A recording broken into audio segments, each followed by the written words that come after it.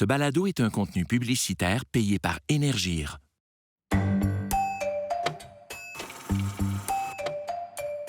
Allô? Allô, m'entendez-vous? Je suis à la bibliothèque. Je dois chuchoter parce que ça fait déjà 2 fois qu'un groupe de jeunes me dit de baisser le ton. Les ados de nos jours sont tellement respectueux des règles. Moi, à leur âge, je m'en foutais complètement. Je niaise pas, je trichais à roche-papier-ciseaux. J'étais une fille de même. En tout cas, je suis ici parce qu'hier, j'ai appelé mon amie Nathalie, tu sais, la sceptique du début de mon enquête. Là.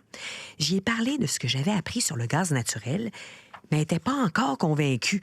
Elle m'a dit un truc du genre... Ouais, mais Tammy, il n'y a pas juste le gaz. Me semble que j'ai entendu dire que la biométhanisation, là, ça marchait même pas. Excusez. J'y ai raccroché au nez. Premièrement, parce qu'elle commençait à me taper ses nerfs. Deuxièmement, parce que, faut que je l'avoue, j'avais aucune idée de quoi elle parlait. C'est quoi ça, la biométhanisation? C'est pour ça que j'ai fait le chemin jusqu'à la bibliothèque et j'ai trouvé un gros livre pour m'instruire. Puis là, je vous résume en gros pour ceux qui, comme moi, savent pas. Donc, la biométhanisation est un processus naturel qui transforme les déchets organiques en énergie renouvelable, du gaz naturel renouvelable, et en un riche fertilisant, du digestat. Oh oui, vous avez bien compris, avec nos restes de table qu'on met dans le bac brun, on peut faire du gaz naturel renouvelable. C'est-tu pas fou pareil? Moi, là, en jetant toutes mes coquilles d'œufs gluantes dans mon bon bac, j'ai participé à un virage énergétique plus responsable. Je suis fière quand même. C'est tellement le fun de se sentir comme une héroïne. Bref, aujourd'hui, j'ai décidé de discuter avec un expert en gaz naturel renouvelable, un certain Maxime Lemonde, vice-président chez Carbonex et fondateur de la plateforme commerciale et informationnelle Biogaz World. C'est-tu moi ou ça sonne comme un parc d'attractions vraiment cool en Floride? OK. Je lui ai donné rendez-vous devant nos écrans dans un cubicule de la bibliothèque. Vous êtes un expert en gaz naturel renouvelable ici puis à travers le monde. Est-ce que vous pouvez me faire un petit historique de ce qui fait en sorte que le Québec a mis le gaz, comme on dit, sur le gaz naturel renouvelable depuis 10 ans? En fait, la biométhanisation, la production de biogaz, ça fait plus de 30 ans que ça existe de façon commerciale, industrielle dans le monde. Faut comprendre qu'il y a plus de 27 000 usines de biométhanisation. Dont l'Allemagne, simplement, en a 11 000. Donc, c'est pas quelque chose qui est nouveau. Donc, pourquoi au Québec, on est aujourd'hui à vouloir parler de GNR, de gaz naturel renouvelable, puis d'accélérer la filière? La réalité, c'est qu'il y a 30 ans, la plupart des projets, et même jusqu'à il y a quelques années, c'était pour produire de l'électricité. Donc, on a la chance au Québec d'avoir de l'hydroélectricité à très peu de frais. Donc, on n'a pas poussé la filière. Maintenant, on veut déplacer des gaz fossiles, des technologies qui ont besoin de gaz naturel et d'autres systèmes qui ont besoin d'énergie plus complexe que simplement l'électricité, bien là, on vise à faire de la biométhanisation pour ça, pour ces projets-là, pour ces besoins-là. Donc, c'est simplement le cas. Une bonne détective, bien sûr, c'est toujours gratter plus loin. Est-ce que vous pouvez me dire ce que vous faites, vous, personnellement, pour développer la filière du gaz naturel renouvelable partout à travers le monde?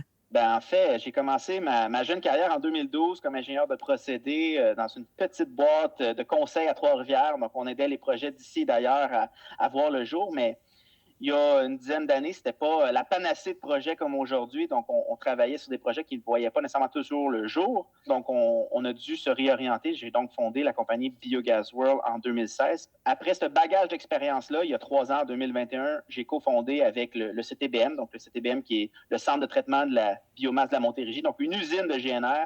On a cofondé la société Carbonex. Aujourd'hui, on vient développer des projets, accompagner des projets, faire l'ingénierie des projets pour s'assurer qu'ils voient le jour au Québec. Et on travaille sur une demi-douzaine de projets aujourd'hui. C'est quoi les supports offerts à ces projets-là aujourd'hui? Écoute, les supports sont nombreux et ils se sont améliorés dans les dernières années, justement, il y a quelques 2, 3, 4 ans, au sens que aujourd'hui, un projet ne peut pas voir le jour sans support, que ce soit au niveau de l'infrastructure. Aujourd'hui, on offre par le ministère de l'Économie, de l'Innovation, de l'Énergie, un programme qui s'appelle le PSP-GNR. On peut venir financer jusqu'à 50 avoir une subvention jusqu'à 50 de l'infrastructure. Donc ça, c'est un bon ajout, mais ce n'est pas la seule chose qu'il faut pour que les projets voient le jour. Il y a d'autres supports comme le besoin en gaz naturel renouvelable que le gouvernement a dit Énergir et les autres réseaux distributeurs, vous devez avoir 10 de gaz naturel renouvelable à partir de 2030. Donc, il faut le créer, ce gaz-là. Donc, c'est différents incitatifs qui sont venus à pousser la filière. Et Énergir, maintenant, a justement des contrats de rachat du gaz naturel renouvelable jusqu'à 20 ans. Donc, c'est très avantageux pour les projets aujourd'hui. C'est quoi exactement cette entente-là? Le but, c'est de vendre l'énergie. On amalgame plusieurs matières pour faire du gaz naturel renouvelable et on veut le vendre. On veut s'assurer que quelqu'un le rachète. Donc, il va racheter pendant 20 ans avec un prix indexé, Énergir, et à des tarifs qui sont concurrentiels afin de s'assurer que le projet soit viable économiquement. Puis ça reste que c'est des gens, des privés, des agriculteurs, des industriels qui développent ces projets-là. Puis c'est bien faire le bien pour l'environnement, mais il faut que ce soit économiquement viable. Donc, ces ententes-là viennent dérisquer les projets. Et est-ce que c'est une entente qui est unique au Québec, ce genre d'entente-là? Non, la plupart des pays émergents ont ce système-là. Par contre, l'avantage du Québec, c'est que la durée 20 ans, c'est rare. En fait, je ne pense pas qu'il y a d'autres pays qui l'offrent. Les États-Unis, ça peut être des contrats 6 mois, 1 an, 5 ans. On a au Canada la Colombie-Britannique qui offre jusqu'à 15 ans, mais à des valeurs, des prix de rachat moindres qu'Énergir. Donc, c'est effectivement avantageux et nécessaire pour que la filière se développe. Monsieur Lemonde, là, je suis ici à la bibliothèque puis j'ai appris quelque chose. J'ai appris qu'il n'y a pas que du gaz naturel renouvelable qui est produit quand on décompose des déchets en usine. C'est quoi les autres sous-produits intéressants qui émergent de ce processus-là? En fait, c'est effectivement le gaz naturel un des produits qui en ressort. Il y a d'innombrables bénéfices et produits qui peuvent en sortir. C'est vraiment des choix projet par projet. Mais le deuxième plus grand produit va être le digesta. En fait, c'est une matière fertilisante qu'on émet au champ comme on mettrait du lisier ou du fumier pour venir fertiliser les sols, mais on peut aller jusqu'à des niveaux de maturité, de qualité très grande. Je donne l'exemple du CTBM, notre usine à Saint-Pie. On va venir composter le digesta et le sécher pour avoir un engrais qui va être de très grande valeur économique et agronomique. Donc, c'est définitivement un produit qui est à prendre en considération et c'est une très belle matière pour fertiliser nos champs. Je me suis donné une mission pendant mon enquête. Là, j'ai envie que les gens s'intéressent au gaz naturel renouvelable, à la biométhanisation. Est-ce qu'il y a des projets au Québec qui devraient venir piquer notre curiosité sur cette technologie-là?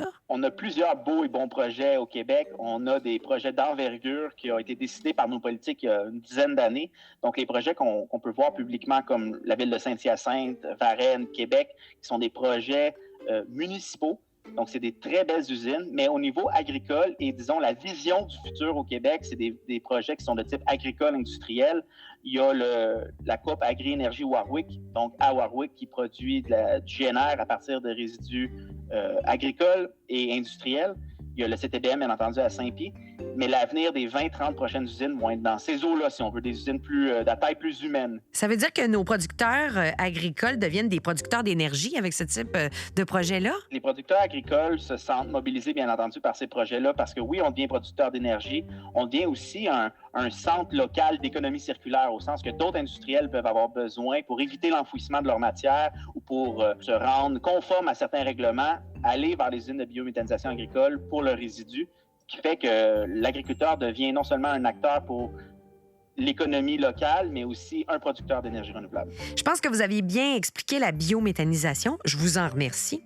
Mais est-ce que c'est réellement efficace? Entre vous et moi, là, est-ce que tous ces efforts-là contribuent réellement à nous assurer un meilleur futur énergétique? Et effectivement. En fait, même il y a on voit en Europe, que ce soit des guerres ou autres, c'est des choix de société, de pays, de dire qu'il faut pousser le GNR, il faut pousser la biométhanisation pour avoir une espèce de protection locale d'énergie pour pouvoir être indépendant à une certaine échelle. Donc oui, c'est efficace autant pour la réduction des GES. On parle de l'usine en soi, on parle des utilisateurs de gaz naturel, mais aussi les producteurs agricoles qui viennent réduire leur empreinte GES, même pour atteindre des cibles de carboneutralité à la ferme. Ça prend des systèmes comme la biométhanisation pour atteindre ces cibles-là. Et je vous remercie beaucoup, M. Lemonde. Ça fait plaisir. Merci beaucoup, Tammy. Au plaisir de se voir en personne, hein? Pendant que j'attends que mon bain se remplisse, j'ai le temps de vous faire un retour sur ce qu'on a appris aujourd'hui.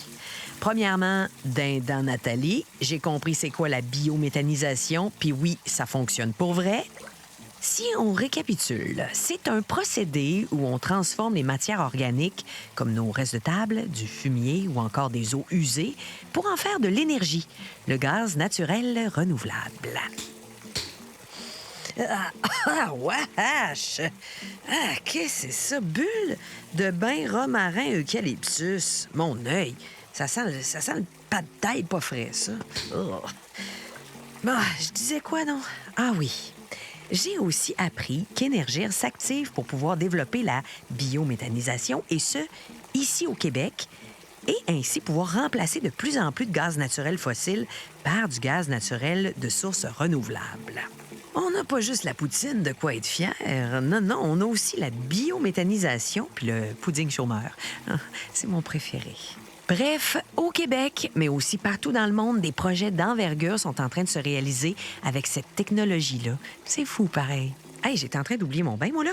Ah, maudine, je l'ai fait couler tiède. Pas grave, je suis comme une femme écologique qui ne gaspille pas l'eau. Oh, c'est comme le bain froid au spa.